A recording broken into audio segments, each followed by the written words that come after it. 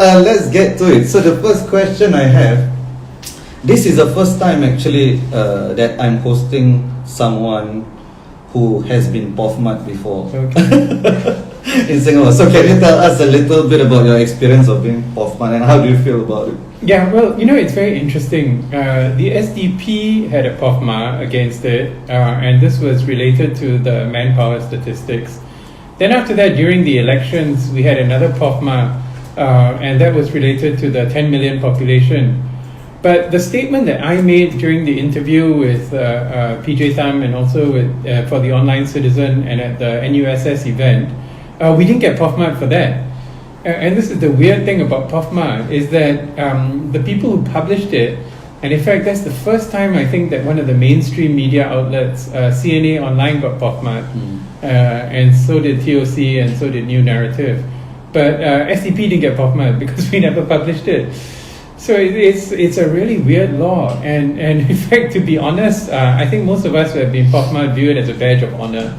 It suggests that the ruling party takes you seriously as somebody who's sort of influenced, and also it tells me that they can't really find any arguments to argue against you, so they're forced to resort to POFMA. When POFMA first came out, we were told that it was supposed to combat dangerous extremist statements that had to be rapidly shut down, otherwise there would be religious and racial riots. But in our experience, it's been used long after the event. They talked about, the first time the SDP got POFMA was when we did a report of our population policy, and they were talking about the manpower statistics. And frankly, it took a really long time for them to do it. But I can't go into the details because this is actually under the Court of Appeal. We've done our application there. So hopefully we'll get a favorable judgment from the court, and that will be the end of that. And maybe they'll stop using POFMA. Right. Okay.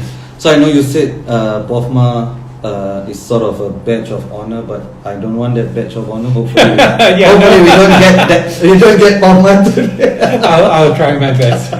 So in principle, I agree with you, and I don't know if you know, I was one of the signatories to for the letter to the Minister of Education on POFMA and academics voicing out our concerns. Right. However, if I were to play devil's advocate, as a medical doctor yourself and going through the early days of the pandemic, there was a lot of misinformation that was spreading. Wouldn't you think that POFMA was a good tool to have for the government during the days No, I don't think so. And in fact, the reality is a lot of the misinformation came from the authorities, and it was because of incomplete information.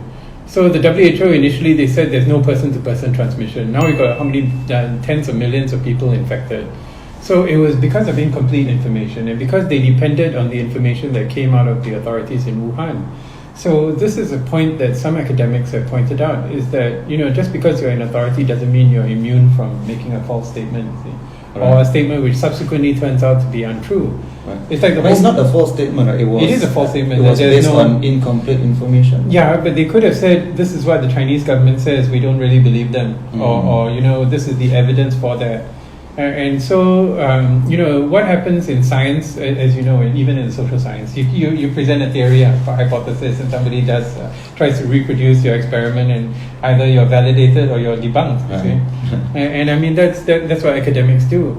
So in a way, that's what happened. See, WHO said initially, according to the Chinese authorities, they didn't actually say according to the Chinese authorities, they said there's no person-to-person transmission in the first week or so of the reports of the virus, and subsequently that turned out to be untrue. Right. And so, that was, nobody had to POFMA anybody. Right. What I mean? Right. They made their case. The scientists from other parts of the world said we don't really believe that. Even from within China, there were scientists who said maybe that's not accurate. And eventually the truth came out. Right. Okay. So hopefully we didn't stray into POFMA territory just now.